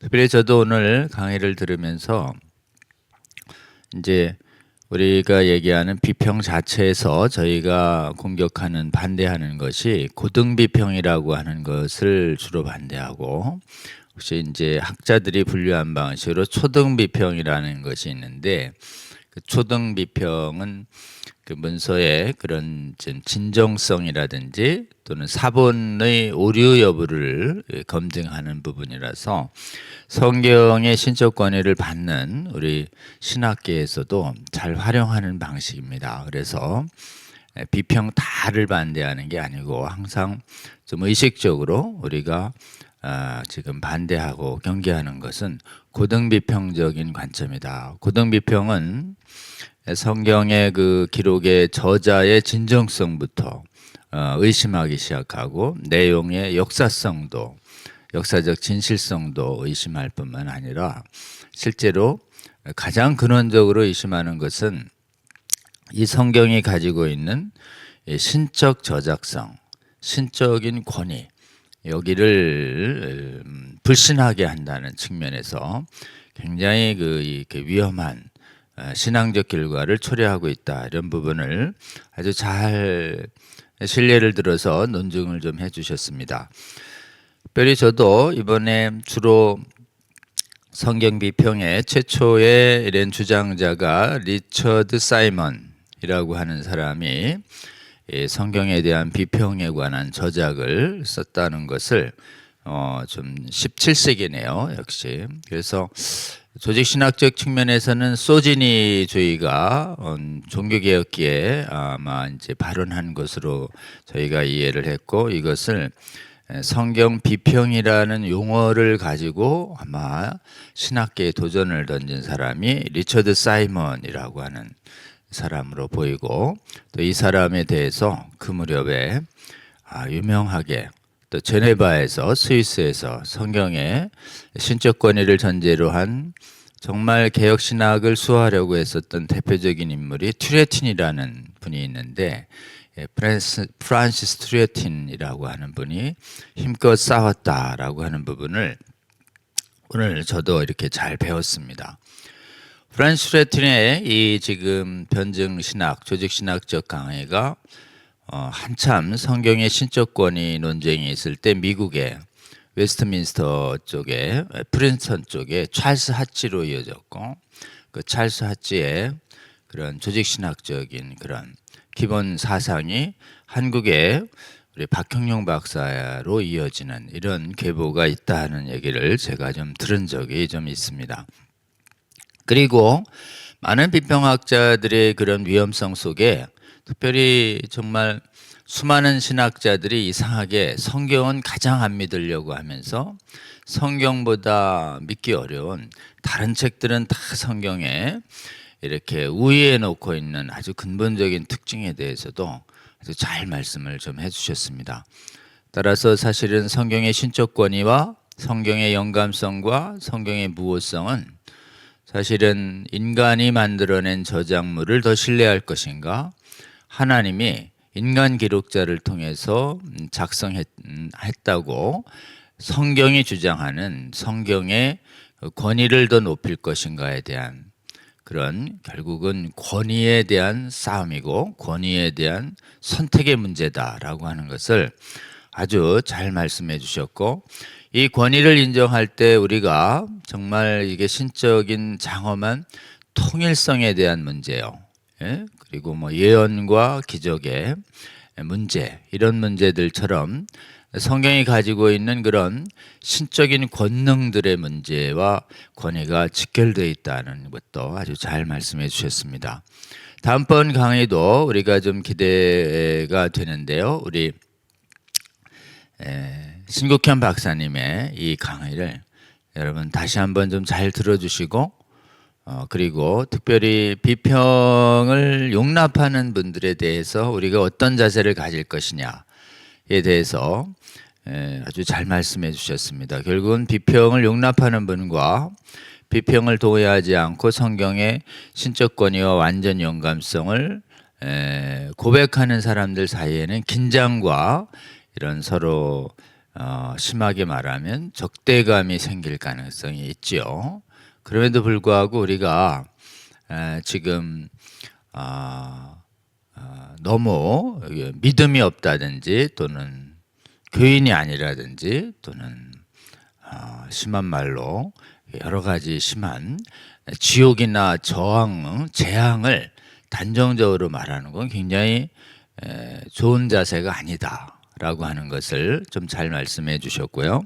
그리고 우리가 이렇게 정확한 성경의 신적 권위에 관한 학문적인 논쟁의 끝에는 결국은 믿음의 고백 문제가 자리하고 있다는 말씀을 아주 잘 얘기하셨어요. 그래서 결국은 이 부분은 결국은 변증의 문제이기도 하지만 동시에 궁극적으로는 믿음의 고백 여부의 문제로 귀결된다라는 부분을 잘 말씀해 주셔서 저희가 그런 자세를 잘 가지면 좋을 것 같고요. 또 하나는 성경의 비평을 용납하는 분들이 하나님이 택하신 분일 수 있다. 성경 비평을 주장하는 분들 중에 하나님이 택한 분들이 미혹당할 수 있다는 걸 우리는 늘 염두에 두고 그분들의 구원 여부에 대해서 속단하는 이런 언행은 굉장히 조심해야 하겠다라는 부분은 우리 신국현 목사님의 강의 내용을 잘 저희가 새겨야 하겠습니다. 그리고 저희가 이렇게 성경의 신적 권위에 관해서 교회 안에서 여러 가지 신학적 훈련을 받은 분들과 논쟁할 때 우리의 주된 목적은 우리의 논쟁을 지켜보는 분들이 미혹당하지 않고 올바른 판단을 할 수 있도록, 사실은 비평 신학을 공부하고 비평을 용납하기로 결정하고 그렇게 공부를 오래 한 사람이 한두 번의 얘기로 이렇게 돌아서지 않습니다. 한두 번의 책으로. 그러나 우리가 계속 힘들지만 논쟁을 계속 해야 하는 이유가 그분들의 그런 인간적인 눈으로 볼 때 설득력 있는 주장에 미혹당할 수 있는 일반 성도들의 영혼을 위하여 우리가 사실은 교회 안에서 이 논쟁을 해야 한다는 그 자세도 여러분 우리 꼭 배워야 합니다. 우리 자신의 믿음을 바르게 지키기 위해서도 굉장히 중요하고, 지금 모든 비평적 사고의 출발, 특히 유신진화론과 만인구원론 같이 성경의 핵심 구원론을 성경과 다르게 주장하는 사람들과 성경의 정말 진리임에도 불구하고 여러 가지 생각 때문에 그대로 선포하지 못하고 결과적으로 외면하면서 빼버리는 결과를 초래하는 그 모든 내용들 속에는 사실은 성경의 말씀에 대한, 성경의 말씀을 더 의지할 것인가 또는 사람을 더 의지할 것인가에 대한 그런 텐션이 좀 작용하고 있다라고 하는 부분이고, 실제로 우리가 성경을 믿음으로 고백하는 이 신앙을 유지하면서 많은 분들이 연약해서 그 인간적으로 듣고 싶고 또 인간적인 이성을 만족시키는 비평 용납적인 인문철학적인 역사적인 사고에 노출될 수 있다라고 하는 것을 여러분 충분히 감안하시면서 인내를 가지고 그 연약한 믿음을 가진 분들에게 성경을 믿는 믿음 위에 서도록 성경을 가지고 권면하고, 또 교회의 역사 속에 우리가 본받을 만한 믿음의 선진들의 신앙의 삶을 가지고 우리가 인내심을 가지고 잘 권면해 주셔서 이 시대에 성경의 신적 권위에 대한 믿음을 고백하는 크리스찬으로 살아가기가 굉장히 쉽지 않은 시대에 살고 있습니다. 저희가 이 노력, 완전히 안 믿는 분들에 대해서도 정말 전도를 열심히 해야 되지만, 성경을 읽는데 이렇게 인간의 책으로 읽으며 가감해서 읽는데 익숙해 있는, 성경의 완전 영감과 축자 영감적인 태도로 모든 말씀을 의심 없이 믿고 순종하고 굴복하는 자세가 아니라 자꾸 보고 따져봐서 부담 있는 건 빼고 외면하고 원하는 것만 편식해서 읽는데 익숙한 우리 교회 안에 있는 수많은 사람들을 우리는 더 걱정해야 한다. 그리고 그분들이 다 우리의 사랑하는 형제자매들이고 공동체에 우리의 형제 교제하는 분들일 수 있다. 그분들 먼저 여러분 우리 성수협의 이 강의를 잘 전해서 완전 무한 신적 권위를 받아들이고 성경을 가감없이 배우고 익혀서 가감없이 전해야 하는, 구원받은 자의 이런 합당한 성경 앞에 서는 자세가 회복되도록 하는데 우리 신국현 목사님의 이 강의를 적극 여러분 활용해 주시기를 바라고, 또 참 어려운 사역을 지금 하고 계십니다. 지금 신 목사님이 다루신 그 지금 NPP 문제나 지금 맥그리스의 유신진화론 문제, 이런 부분들은 말씀하신 것처럼 굉장히 존경을 받고 있어요. 이런 복음주의권 교회 안에서. 근데 그분들에게 존 스토트 목사님처럼 월스처럼 받기 어려운 부분이 존재한다는 것을 용기 있게 말씀드려서, 그분들의 그 높아진 명성 때문에 미혹돼 가지고 절대 받아서는 안 되는 유신진화론이나 신약성계의 영감성을 훼손하는 희한한 이론이라든지 종교개혁적 교리를 허무는 세계 기독교 학개념을 막 무비판적으로 쫓아가는 이런 일들에서 우리가 참 돌아서도록 이렇게 말해줘야 하는 책임과 사명이 이 강의를 듣고 동의하고 수용하신 분에게 있으시다. 우리 가까운 곳에 계신 분들의 미혹을 막는 일에 우리 성수협의 강의를 잘 활용해 주시고, 또 이 강의도 자꾸 권해 주셔서 여러분 이 회원들이 늘어나게 하여 주시고, 또 이를 통해서 성경의 신적 권위를 믿는 믿음 위에 굳건하게 서고, 이 믿음 위에 굳게 서서 복음을 가감없이 증언해서 하나님의 백성을 지키고 모으는 일에 주님께 쓰임 받는 성도들 될 수 있도록 여러분 도와주시기를 바랍니다. 우리 한번 기도하면 좋겠는데요. 우리 신국현 우리 목사님이 정말 귀한 강연과 저술 활동하고 계시고 또 섬기는 대림교회 성도님들 또 교회들이 있습니다. 하나님 함께하여 주셔서 정말 이 용기 있는 사역을 통해서 많은 교회 안에 있는 분들 미혹을 막고 깨치고 올바른 신앙으로 인도하는 일에 하나님 우리 신 박사님, 목사님 잘 사용해 주시고 또 지금 섬기는 대림교회가 이 시대에 올바른 성경 믿는 믿음 회복하는 데 돕는 사역에 우리 대림교회 우리 귀한 성도님들 잘 쓰임 받으실 수 있도록 우리 대림교회 위해서도 우리 주여 한번 부르고 기도합니다. 주여 아버지 오늘 신국현 교수님 목사님 하나님 정말 성경 비평이 우리 목회자에게 가지는 영향에 대해서 얼마나 해로운지 얼마나 위험한지 하나님 정확하게 아버지 문헌적 근거와 역사적 근거 신학적 근거를 가진 귀한 강의하게 하여 주시니 감사합니다.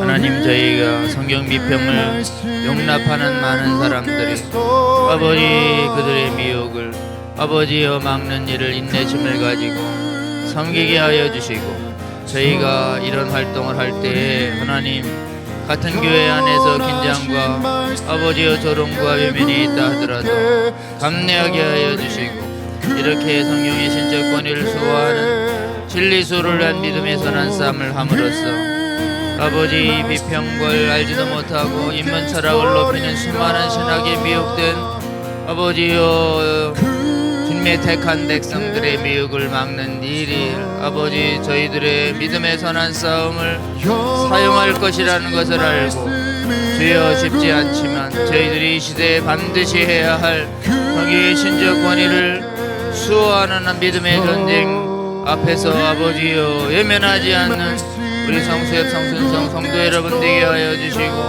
아버지 일에 앞장서며 귀한 저술 활동과 강연 활동하고 계시는 신국현 목사님을 축복하여 주시고 그 가정과 사역을 지켜주시며 앞으로 하나님 정말 이렇게 진리를 수호하는 이 귀한 사역 더 용기 있게 하여 주시고 앞으로 더 귀한 저술 활동과 강연 활동을 통해서 한국과 세계교회를 섬기게 하여 주시옵소서. 아버지여 우리 또한 우리 정말 서울의 아버지 우리 신 목사님 섬기고 계시는 서울 보림교회 성도님들 아버지여 붙잡아 주시고 아버지여 이 시대에 성경 믿는 믿음으로 아버지여 잘 아버지여 교회를 섬기고 주위 성도들을 섬기는 일에 부름받았음을 알게 하여 주시고 신 목사님 잘 섬기는 가운데 아버지여 이 시대에 많은 교회와 아버지여 많은 신학교들을 바르게 섬기는 일에 귀하게 사용하여 주시옵소서. 이 모든 기도 우리 주님 예수님 이름으로 기도합나이다. 아멘.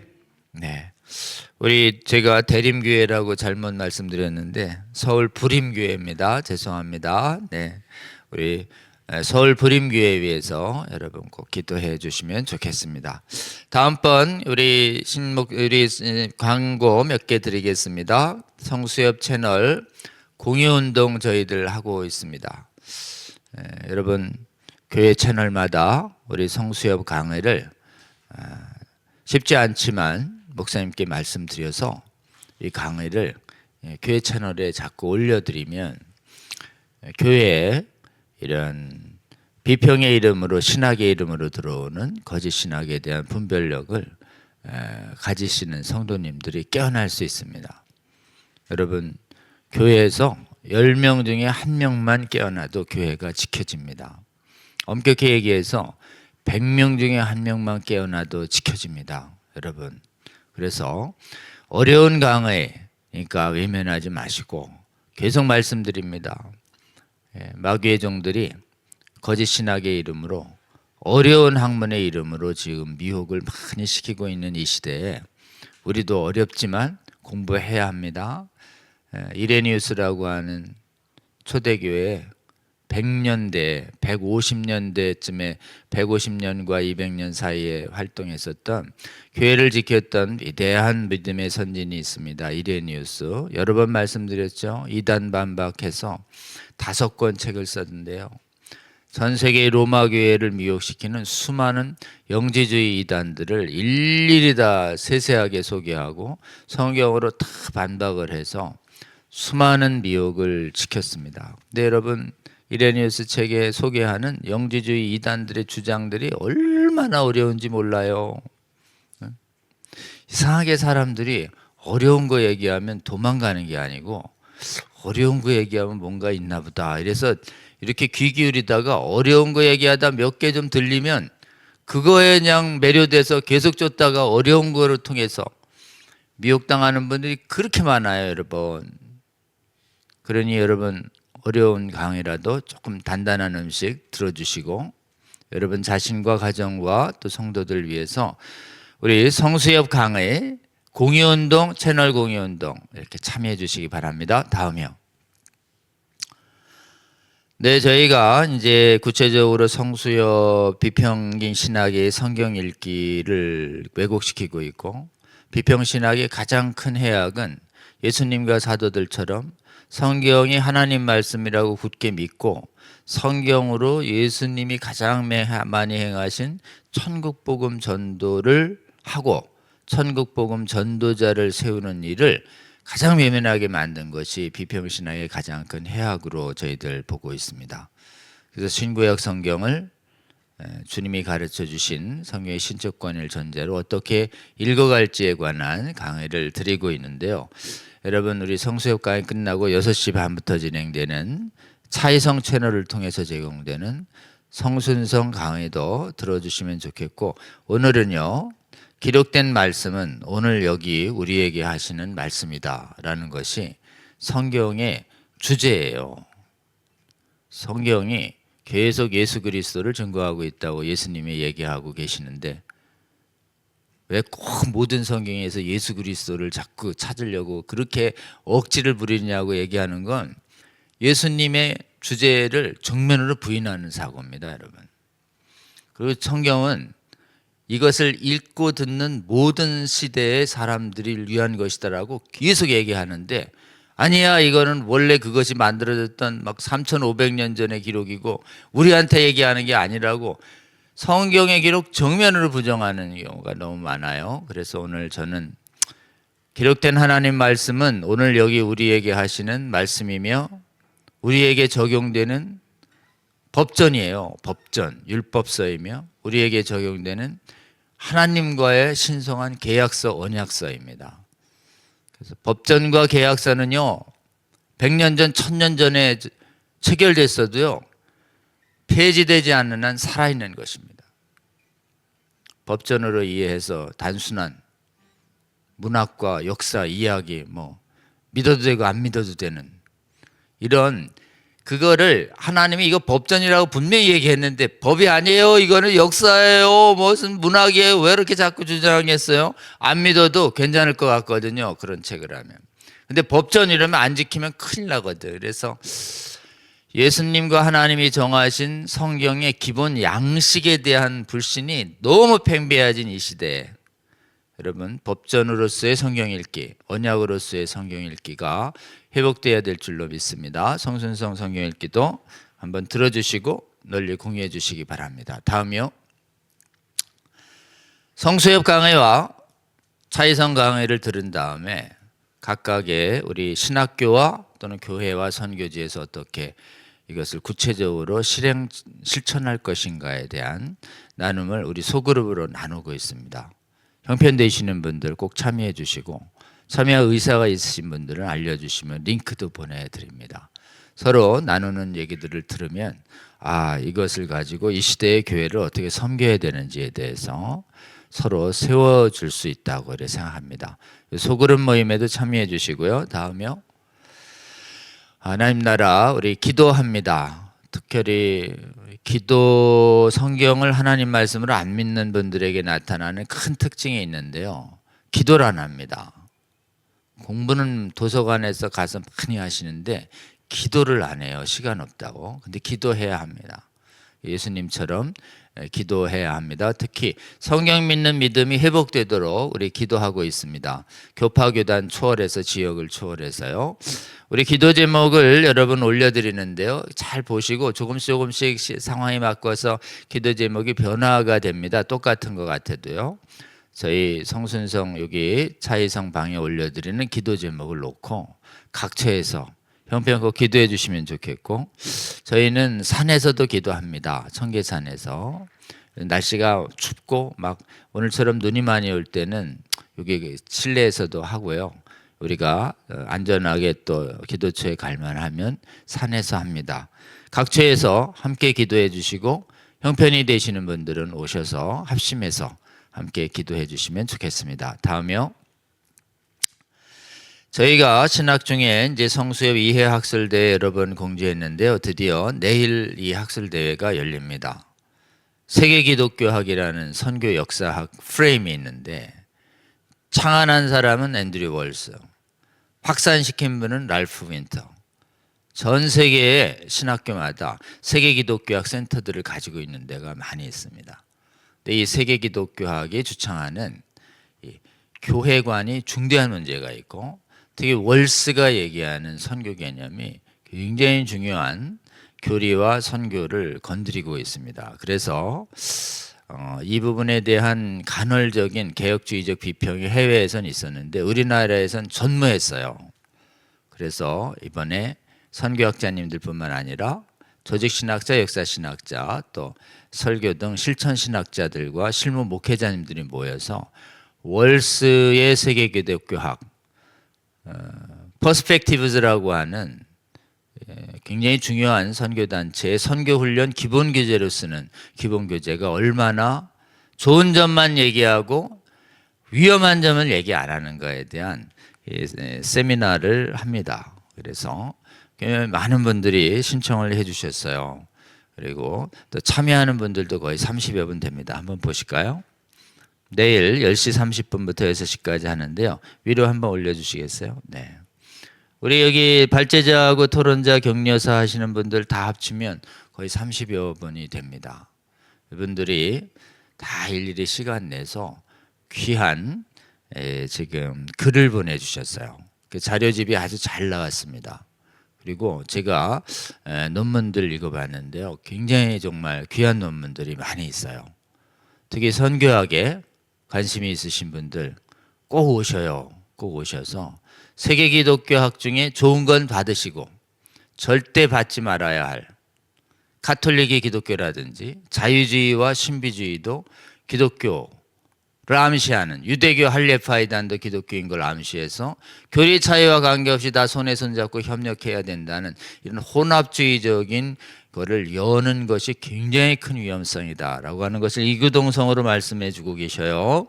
그래서 여러분 이 제목만으로도 놀라신 분들이 많이 있는데 많이 오셔요. 저 혼자 얘기가 아닙니다. 이렇게 유명하시고 권위 있는 분들이 다 위험하다고 하는데 어떡하시겠어요? 위험성을 꼭 인정하시고 지금 거절할 건 꼭 거절하셔서 우리 선교학을 회복시키는 세미나가 열립니다. 기본적으로 선교학계의 유신진화론이라고 할 수 있어요. 네. 선교학계의 MPP라고 할 수 있습니다. 그래서 선교학계의 이 세계기독교학 운동을 받을 건 받고 특히 경계하는 움직임, 귀한 움직임이 있으니까요. 여러분 꼭 오시고, 오시는 분들에게는 저희가 이렇게 자료집도 드리고 또 식사도 할 수 있도록 이렇게 해드립니다. 한번 오시면 좋겠습니다. 다음이요.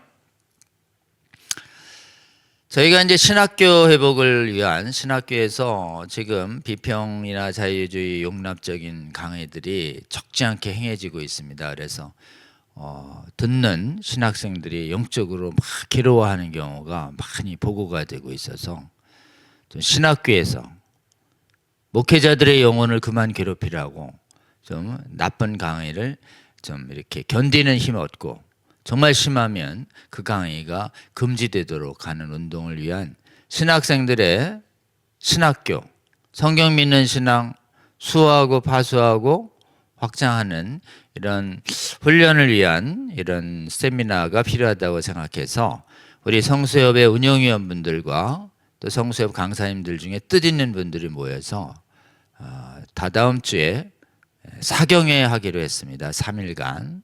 그래서 지금 강사님들이 자꾸 늘죠. 강사님들이 처음에는 10명 안쪽이었는데 지금은 엄청 많이 늘었어요. 2, 4, 6, 6, 38, 18명이나 강사님들 오시고 전부 자비량으로 오셔요.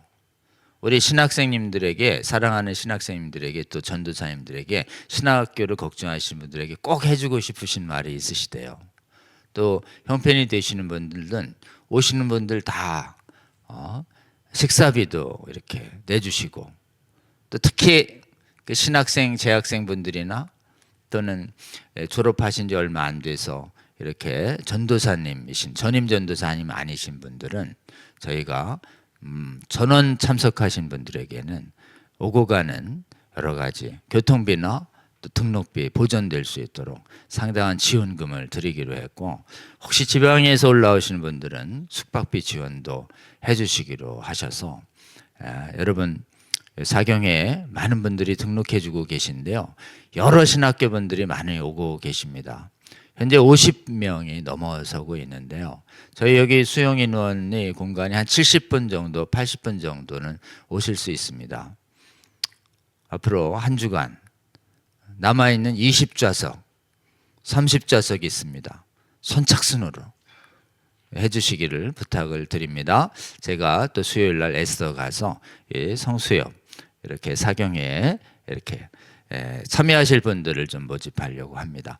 이 광고를 들으시는 분들께서 이거 우리 전도사님과 이분들이 꼭 필요하다 싶은 분들 꼭 권해 주시고, 이렇게 해서 잘 무장되고 서로 교제해서 서로 한국 안에서 신학교를 자유주의 신학으로부터 지키고 회복시키는, 성경 믿는 신앙으로 회복시키는 그런 거룩한 운동이 잘 일어나서 신학교들을 잘 회복시킨 다음에 해외의 신학교들도 회복시켜야 해외의 미래의 목회자들의 믿음이 반듯하고 맑아집니다. 여러분, 목회자님들의 성경 믿는 신앙이 반듯하고 맑아져야 그 밑에서 목양받는 성도들의 영혼이 안전하지 않겠어요. 여러분, 신학생만 되냐? 그렇지 않아요. 신학교 강사 학생분들이, 신학생들이 위험한 강의 보고가 정확하게 기록해서 바깥으로 나오면 바깥에서 신학교를 지키길 걱정하시는 성도님들과 목사님들도 같이 움직여 주셔야지 됩니다. 관심이 있으신 우리 성도 여러분, 또 신학교의 회복을 바라기 위해서 헌신하시려는 목사님들도 환영합니다. 오셔서 여기 있는 신학생님들, 전도사님들 격려해 주시고 독려해 주시고, 앞으로도 계속 신학교 회복이 한순간에 되지 않습니다. 여러분, 400년간 뺏겨왔기 때문에 작심하고 회복하는데도 몇십 년 걸려요. 긴 전쟁이라고 생각하시고, 특히 주님 다시 오실 때까지 이 전쟁이 계속됩니다. 안타까운 것은 좋은 신학교 세워놓으면은 자유주의 신학자들, 비평신학자들이 와서 뺏고, 그러면 도망가고 또 세우고, 그러면 또 들어와서 뺏기고 또 들어와서 뺏기고, 계속 신학교를 그냥, 신학교 역사를 보면 그냥 비평주의자들한테 성경의 영감성을 믿는 분들이 계속 수립하고 뺏긴 역사라고 볼 수 있어요. 이젠 더 이상 뺏기지 말아야 되지 않겠습니까, 여러분? 뺏기는 거 금지.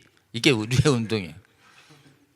영량되면 탈환한다. 이래가지고 뭐 궁전처럼 지어놓은 신학교가 세계 도처에 있어요, 여러분. 거기에 지금 성경 못 믿는 신학자들이 그냥 학위를 내세워서 성경 못 믿는 거 가르치고 있는 아주 통탄할 노릇이라고 하지 않을 수 없습니다.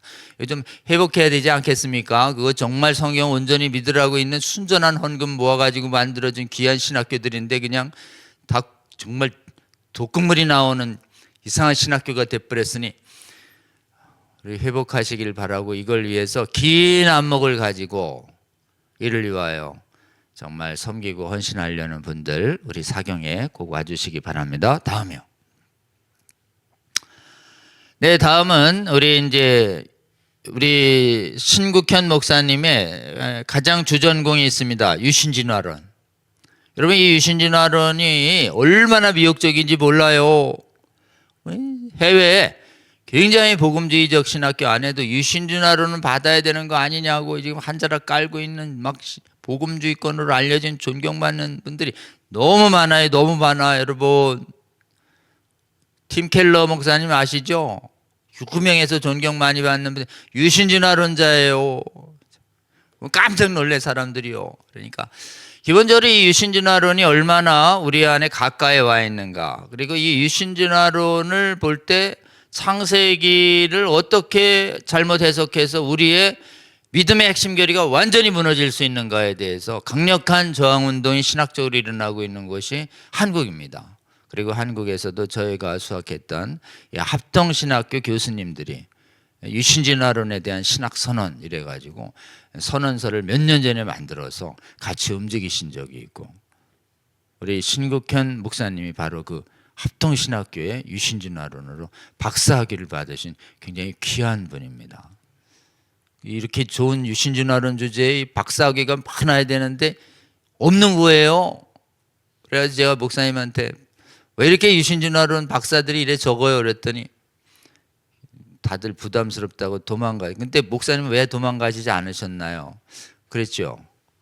저는 좀 이렇게 미련해서요 이렇게 얘기하실 적이 있습니다. 저에게. 여러분, 우리가 성경의 신적 권위를 수호하기 위해서 조금은 믿음의 선한 싸움 할 때 고난과 힘듦이 있어도 좀 우직하게 주님께 충성을 다하며 성경의 진리를 수호하는 자세, 우리 신 목사님 통해서 배우길 원하고, 다음번에 저는 이렇게 정말 좋은 강의 여러분 이렇게 해주실 거로 기대합니다. 다음번도 여러분 기도해 주시고 또 꼭 온라인 또 이렇게 녹화로 함께 해주시면 좋겠습니다. 여러분, 긴 시간 함께 해주셔서 감사합니다. 오늘 65회 성수협 강의는 이것으로 마치겠습니다. 함께 해주신 여러분 고맙습니다. 감사합니다.